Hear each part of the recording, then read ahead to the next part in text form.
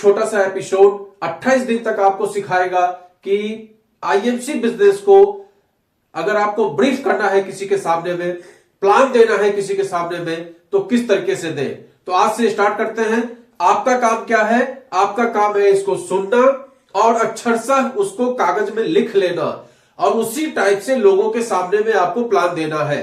ये एक unique design में बताने जा रहा हूं जो शायद आपने कभी नहीं सुना होगा, क्योंकि ज्यादातर लोग जो प्लान देते हैं सीधे ट्रिपल पी पे स्टार्ट करते हैं, लेकिन उसके बावजूद लोगों के क्वेश्चन खत्म नहीं होते। तो सबसे पहले प्लान इस तरीके का होना चाहिए कि आपके प्लान देने के बाद अगले आदमी के पास कोई भी क्वेश्चन न रहे। तो स्टार्ट करते हैं प्लान का पार्ट 1 जो अभी स्टार्ट कर रहे हैं आज। तो लगातार इस सेशन में बने रहिए और मेरे हर वीडियो को part 1, part 2, part 3, part 4, part 5 ऐसे करके देखते रहिए। जितना पार्ट वाइज आप देखेंगे और 3 पार्ट पे आप चले गए, 2 पार्ट अगर छूट गया तो प्लान में आपने कुछ स्किप कर दिया है, ये ध्यान रखिएगा। तो चलिए स्टार्ट करते हैं। सबसे पहले आईएमसी प्लान दिखाने से पहले समझने का प्रयास करते हैं कि what is direct selling. Direct selling है क्या? ये एक प्लान का सबसे बड़ा पार्ट है। डायरेक्ट सेलिंग क्या है?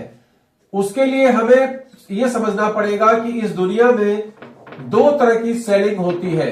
एक को बोलते हैं इनडायरेक्ट सेलिंग, एक को बोलते हैं डायरेक्ट सेलिंग। इन दोनों में क्या फर्क है इसको समझिए। यहां पर भी कंपनी होती है और यहां पर भी कंपनी होती है।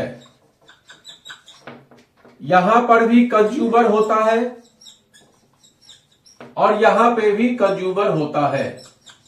दोनों में ये चीजें बिल्कुल सेम है, केवल इन दोनों के डिस्ट्रीब्यूशन में फर्क है। डिस्ट्रीब्यूशन में क्या फर्क है?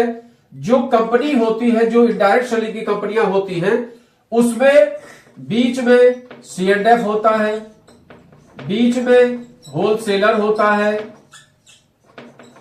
बीच में रिटेलर होता है या मॉल वगैरह होता है आज की डेट में। इस तरीके से ये प्रोडक्ट पहुंचता है कंज्यूमर के पास।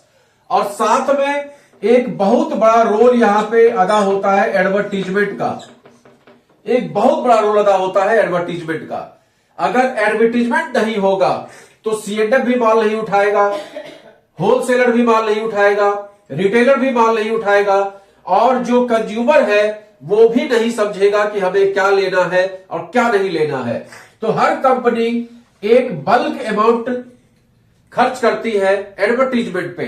किसी सेलिब्रिटी को बुला के, वो क्रिकेट वाला भी हो सकता है, वो फिल्म इंडस्ट्री से भी हो सकता है, जाना माना कोई नाम हो सकता है, इस तरह के लोगों को बुलाकर उनसे एडवर्टीजमेंट कराया जाता है, प्रचार कराया जाता है।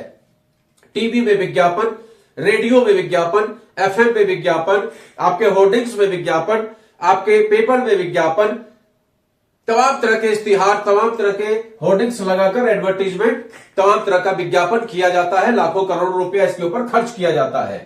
अब आप देखेंगे कि ये C&F, होलसेलर, रिटेलर, ये लोग पैसा लगाकर बैठे हुए हैं। कोई 5 करोड़, कोई 10 करोड़, कोई 2 करोड़, कोई 5 लाख, 10 लाख, 20 लाख, और इन सब को मार्जिन चाहिए होता है। कोई 20% के मार्जिन पे काम कर रहा है, कोई 10% पे, कोई 5% पे, लेकिन मार्जिन सबको चाहिए। साथ में ये एडवर्टीजमेंट में जो करोड़ों खर्च हो रहा है, इस पे भी हर कंपनी का 30 से लेकर 40% कॉस्ट इस पे भी बैठता है। कुल मिला के आप देखेंगे तो 20, 10, 30, 5, 35 और 40, 75%, 80% खर्चा जो है इन लोगों के बीच में बट जाता है। कुल मिला के कोई प्रोडक्ट जो 20 रुपए का होता है वो कंज्यूमर तक 100 रुपए का पहुंचता है और 80 रुपए का बंटवारा इन लोगों के बीच में हो जाता है। ये वो लोग हैं जिनके पास या तो पैसा है या जिनके पास चेहरा है, नाम है, फेम है, जिसका ये कंपनियां फायदा उठाती हैं और हम आप उनके प्रभाव में होते हैं और उनके कहने से हम लोग प्रोडक्ट का इस्तेमाल करते हैं।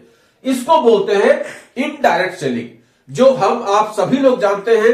हमारे बाप दादा ने इसी तरीके से प्रोडक्ट परचेज किया, हमारे आने वाले जो नस्लें हैं वो भी इसी तरीके से प्रोडक्ट परचेज करेंगे। अब यहीं पर 150 पौने 2 साल पहले इस पर विचार किया गया कि क्या कोई ऐसा सिस्टम हो सकता है जिसमें ये जितने मिडिल मैन हैं इनको हटा दिया जाए। क्या ऐसा कोई सिस्टम हो सकता है? तो निकल के आया कि क्यों ना कंपनी को डायरेक्ट कंज्यूमर के साथ अटैच कर दिया जाए, क्यों ना इस प्रोडक्ट को डायरेक्ट कंज्यूमर तक पहुंचा दिया जाए। बीच में न कोई एडवर्टीजमेंट का झमेला हो, न किसी विज्ञापन में खर्च हो, न किसी होर्डिंग में खर्च हो, न किसी इस टीवी के विज्ञापन में खर्च हो, न किसी सेलिब्रिटी पे खर्च हो, और ये सारा पैसा जो कंपनी के पास बचे, यहां भी 20 रुपए का प्रोडक्ट आपको 100 का ही मिले, लेकिन ये जो 80 रुपया बीच का इन लोगों के बीच में जा रहा है वो आपको ही दे दिया जाए।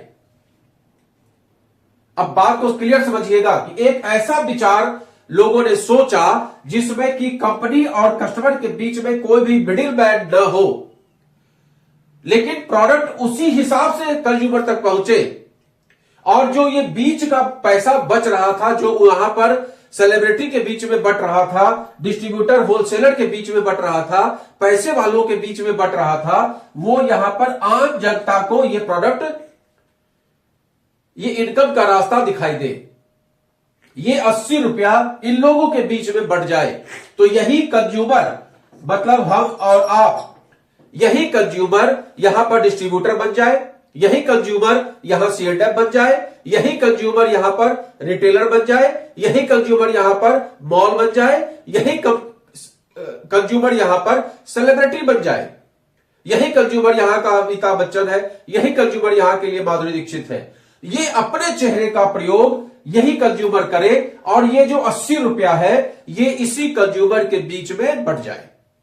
इस सिंपल फॉर्मूले को लेकर 150 पौने 200 साल पहले विदेशों में, अमेरिका वगैरह में इस सिस्टम की स्थापना की गई। ऐसा नहीं है कि यह सिस्टम नहीं चलेगा, यह सिस्टम भी जीवन पर्यंत चलेगा, और यह सिस्टम भी स्टार्ट किया गया। और इसमें एक मिडिल मैन को हटा के और उसके इनकम को एक कॉमन आदमी को देने का प्रयास किया गया, जिसको बोलते हैं इनकम प्लान। तो ये 80 रुपया इसी कंज्यूमर को दे दिया गया, इसी कंज्यूमर के बीच में बांट दिया गया। तो इस कंज्यूमर के पास एक अवसर हो गया कि बिना पैसा लगाए हुए एडवर्टीजमेंट करने का, बिना पैसा लगाए हुए पैसा कमाने का। ये डायरेक्ट सेलिंग एक ऐसा माध्यम बन के आया आज की तारीख में। हालांकि अभी भी इसके विषय में बहुत सारे रूमर्स हैं, उस पर भी हम आगे बात करेंगे, लेकिन ये डायरेक्ट सेलिंग एक ऐसा सिस्टम बन के आया जिसमें एक आम इंसान को, जिसका चेहरा कोई नहीं जानता है, जिसके पास बहुत सारे पैसे नहीं है, करोड़ 2 करोड़ 50 करोड़ नहीं है लगाने के लिए, उस टाइप के लोगों को इन कंपनियों ने, डायरेक्ट सेलिंग की कंपनियों ने एक अवसर दिया कि आप हमारे प्रोडक्ट का प्रचार करके इनकम का रास्ता जनरेट कर सकते हैं। आप हमारी कंपनी का डिस्ट्रीब्यूटर बनके लोगों को प्रोडक्ट प्रोवाइड करा के इनकम का जरिया पैदा कर सकते हैं। तो ये एक शानदार प्लेटफॉर्म आज विदेशों में बहुत शानदार तरीके से चल रहा है, और अरबों खरबों डॉलर का ये एक सिस्टम है आज की तारीख में। गवर्नमेंट को करोड़ों रुपए का टैक्स देने वाला ये एक ऐसा बेहतरीन सेक्टर है जिस पर लोग लाखों रुपए की इनकम भी कर रहे हैं। तो इसको सबसे पहले क्लियर करना पड़ेगा। तो हमारे पार्ट 1 प्रोग्राम में आज हमने आपको यह ब्रीफ करने का प्रयास किया कि what is direct selling. Direct selling में प्रोडक्ट किस तरीके से मिडिल मैन को हटा के विदाउट एडवर्टीजमेंट कंज्यूमर तक पहुंचाया जाता है, और कंज्यूमर को एक अवसर दिया जाता है कि आप मिडिल मैन का रोल अदा करिए, आप बिना पैसे का डिस्ट्रीब्यूटर बनिए, और उसके बाद प्रोडक्ट को और अन्य लोगों तक पहुंचाने का प्रयास करिए। एक संतुष्ट उपभोक्ता बनके अपनी बात लोगों से बताइए और इस काम को करिए। तो यहां पर 2 तरह से लोग आते हैं, आइदर यूजर बनके और प्रमोटर बनके। तो इस बात को समझ जाइए कि डायरेक्ट सेलिंग में कोई भी प्रोडक्ट का रेट बढ़ाकर आपको नहीं दिया जाता है। इस सिस्टम में आपको सिंपल मिडिल मैन और एडवर्टीजमेंट का पैसा बचा के आपको दिया जाता है। तो मुझे लगता है कि ये पॉइंट आपका बिल्कुल क्लियर हुआ होगा, और अगर ये क्लियर हुआ है, आगे जो हम लोग पार्ट 2 में चर्चा करने वाले हैं उसके विषय में ध्यान दीजिएगा। कल फिर ये एपिसोड आपके सामने में आएगा, और लगातार 28 दिन तक बने रहिएगा। Good and C.